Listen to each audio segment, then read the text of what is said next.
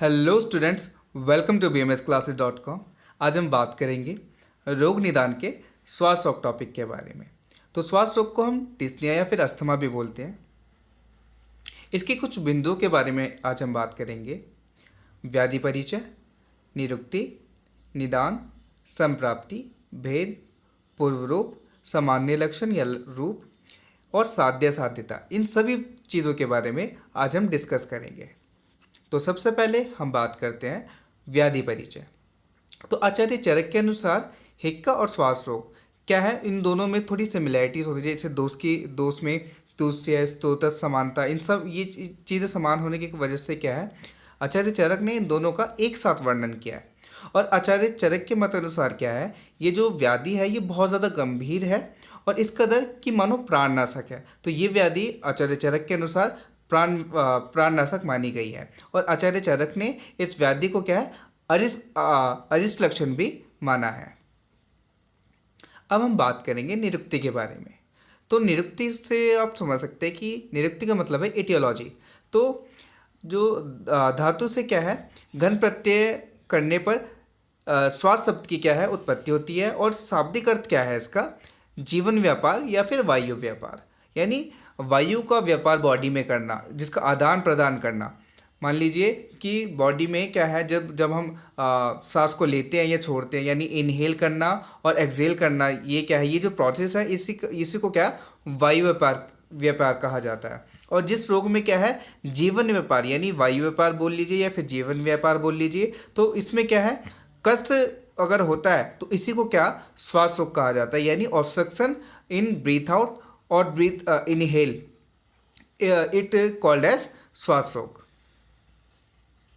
अब हम बात करेंगे निदान के बारे में, यानी क्या इसके कारण है, किस वजह से श्वास रोग लोगों में हो जाता है। तो उसका जो आचार्य चरक है उन्होंने इस तरीके से इसको एक्सप्लेन किया है कि या तो हम धूल में बहुत ज़्यादा घूम रहे हैं या फिर बहुत ज़्यादा पॉल्यूशन में हम घूम रहे हैं, तो इन दोनों ही चीज़ों के कारण क्या है ये श्वास रोग लोगों में हो सकता है।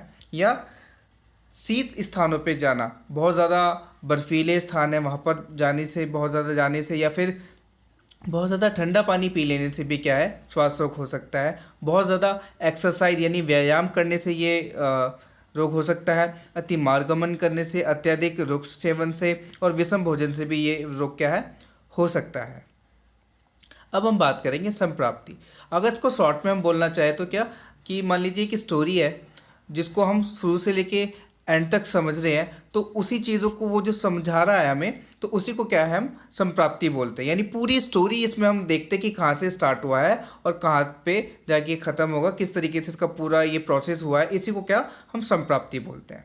तो सबसे पहले क्या होता है, जो निदान है यानी जो कारण है, कॉजेज़ है इसके, जैसे कि आपने या तो एक्सेसिव एक्सरसाइज कर लिया, या आपने विषम भोजन का सेवन कर लिया, या फिर आपने बहुत ज़्यादा पॉल्यूशन की वजह से या फिर डस्ट की वजह से, यानी पीछे जो हमने निदान अभी पढ़े हैं उसमें से कोई भी कारण हो सकता है, कोई भी निदान इसका कॉज बन सकता है। यानी जो भी निदान हमने पीछे पढ़े हैं उनका बहुत ज़्यादा सेवन कर लेने के बाद क्या होता है, जो हमारी वात है और कफ है ये दोनों ही प्रकोपित हो जाते हैं। और प्रकोपित होने के बाद क्या होता है, ये अग्नि यानी जो प्रकोपित कफ है वो क्या करता है, अग्नि को मंद कर देता है। और अग्नि मंद होने की वजह से आप जानते हैं कि जब अग्नि मंद होगी तो आम क्या है, आम रोग की उत्पत्ति होगी। और यही आम रोग क्या है, आम विष की उत्पत्ति करता है।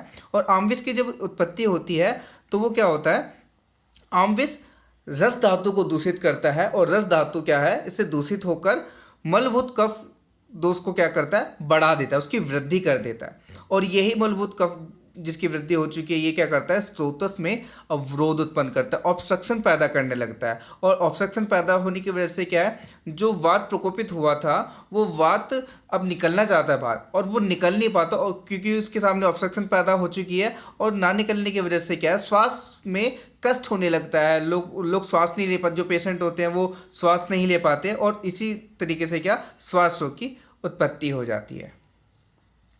अब हम बात करेंगे संप्राप्ति के क्या क्या घटक हैं। तो सबसे पहला घटक क्या है, जो दोष के आधार पर अगर हम देखें तो क्या है, वात और कफ दोष होते हैं। दूसरे के आधार पे रस धातु तथा प्राणवायु, अधिष्ठान के आधार पे प्राणवायु स्तोतस और अमास्य, और स्रोतोदृष्टि लक्षण के आधार पे क्या है, संग तथा विमार्गमन। स्वभाव के आधार पे क्या है, चीरकारी है। अग्निदृष्टि के आधार पे क्या है, अग्निमंद है। और साध्य साध्यता अगर हम इसकी देखें तो क्या ये है, कृत साध्य, यानी इसको ठीक होने में मशक्कत करनी पड़ेगी, थोड़ी कठिनाई होगी।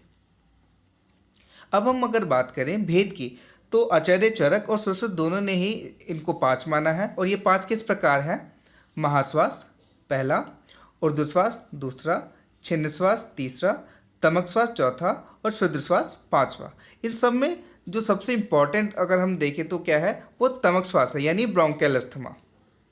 इसको हम आगे पढ़ेंगे भी, उससे पहले हम पूर्व रूप के बारे में बात करते हैं। तो पूर्व रूप क्या क्या होते हैं इसके, सबसे पहला अनाम यानी डिस्टेंशन ऑफ एब्डोमेन, ठीक है, और पार्श्वूल यानी चेस्ट पेन, हृदय में पीड़ा होना यानी कार्डियक पेन, ठीक है। जो प्राणवायु होती है इसका विलोम गमन होने लगता है, यानी ये उल्टी डायरेक्शन में जाने लगती है, डाउनवर्ड्स मूवमेंट ऑफ प्राणवायु। और क्या होता है, सूल होता है यानी बॉडी पेन होता है, और एनोरेक्सिया होता है, और रेस्टलेस भी क्या वो पेशेंट फील करते हैं। अब जैसे कि मैंने बोला कि तमक सांस इंपॉर्टेंट है, तो तमक सांस को क्या है, फर्दर आचार्य चरक ने इसको 2 भागों में बांटा है। तो सबसे पहले क्या है, संतमक, और दूसरा क्या है, प्रथमक। तो पहले हम बात करेंगे संतमक की। तो जो श्वास ऊर्ध्वागत रोग के कारण क्या है, मुख नासिका मार्गों में धूल प्रवेश हो जाने के कारण होते हैं, या फिर अजीर्ण रोगों से, या क्या है, शरीर की क्लीनता तथा वेग अवरोध से उत्पन्न होते हैं तथा तम से बढ़ती हैं। तो इन्हीं रोगों को क्या हम कहते हैं, संतमक श्वास कहते हैं। इनमें क्या होता है, शीतल आहार विहार का सेवन करने से थोड़ी सी शांति मिलती है। इनमें मानसिक दोष क्या है, ये प्रभावी होती हैं। अब हम बात करेंगे प्रथमक श्वास की। तो जो तमक श्वास से पीड़ित रोगी होते हैं ना, उनमें क्या होता है, ज्वर या फिर मूर्छा, ये दोनों क्या है, उपद्रव रूप से अगर पाए जाते हैं, तो वो क्या, वो पेशेंट के कौन से पेशेंट बन जाते हैं, वो प्रथमक श्वास के पेशेंट होते हैं। इसमें क्या होता है, पित्त अनुबंधित होता है। अब अगर हम त्वक श्वास के लक्षण के बारे में बात करें तो वो कुछ इस प्रकार है कि श्वास का बढ़ जाने पर क्या है, पेशेंट जब सांस उसको नहीं आ रही होती तो वो क्या अपना शरीर को टेढ़ा करने लगता है, यानी श्वास रोग वेग के बढ़ने पर रोगी का शरीर टेढ़ा हो जाता है। और बार बार खांसने पर क्या होता है, जब वो बार बार खांस रहा होता है, फ्रिक्वेंटली उसको खांसी आती है सबसे पहला तो, और जब वो खांस रहा होता है बार बार, तो इस कदर वो खांसने लगता है कई बार कि वो मूर्छित हो जाता है, अनकॉन्शियस हो जाता है। और बार बार खांसने की वजह से क्या है, उसका स्वर भी कई बार क्या, उसमें बहुत ज़्यादा उसका स्वर अजीब हो जाता है, उसकी आवाज़ फटने लगती है, और उसको बोलने में भी बहुत ज़्यादा परेशानी होती है। और जब वो खांसता है तो कई बार अगर उसके मुंह से कफ निकल आता है, यानी कफ ब्रीथ आउट हो जाता है, तो क्या होता है, उसको थोड़ा मतलब फ्री फील होता है, थोड़ा अच्छा महसूस होता है, उसको थोड़ा लाभ मिलता है।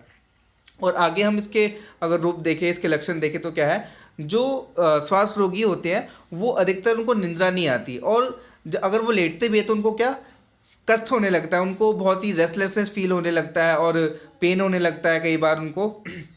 और क्या होता है, क्योंकि जब वो जो श्वास रोगी है वो लेटते हैं तो जो विलोम गति में वायु जा चुकी है वो वापस क्या करता है, वो पार्श्व में रुक कर क्या करती है, स्तंभन कर देती है, जिसकी वजह से रोगी को कष्ट फील होता है। और बैठने पर क्या होता है, जब वो व्यक्ति बैठता है तो थोड़ा क्या उसको रिलीफ फील होता है लेटने के मुकाबले, क्योंकि लेटते समय तो उसको मतलब जो पार्श्व में वायु रुक जाती है और स्तंभन पैदा कर देती है, पर जब वो बैठा होता है तो उसको थोड़ा रिलैक्स फील होता है, उसको बैठने पर आराम मिलता है। और इन रोगियों में क्या है, अगर वो उस पदार्थों का सेवन करते हैं तो थोड़ा उन्हें सुख का अनुभव होता है। और इन जो श्वास रोगी होते हैं इनके नेत्र हमेशा क्या ऊपर की ओर चढ़े हुए प्रतीत होते हैं। और श्वास रोग की कठिनाई के कारण क्या होता है, ललाट पर स्वेदाधिक्य होता है। अब इसकी असाध्य और साध्य असाध्यता के बारे में जब हम बात करते हैं तो क्या है, आचार्य चरक के अनुसार क्या है, हिक्का और श्वास दोनों को ही प्राणघातक माना गया है। पर आचार्य सुश्रुत के अनुसार क्या है, इन पांचों को कुछ इस प्रकार से डिफाइन किया गया कि हम पहले देखें, शुद्र श्वास जो है इसको आचार्य सुश्रुत ने साध्य माना है, और जो महाश्वास है, ऊर्ध्व श्वास है, छिन्न श्वास है, इन तीनों को आचार्य सुश्रुत ने असाध्य माना है, और नूतन तमक श्वास को क्या है, साध्य माना है।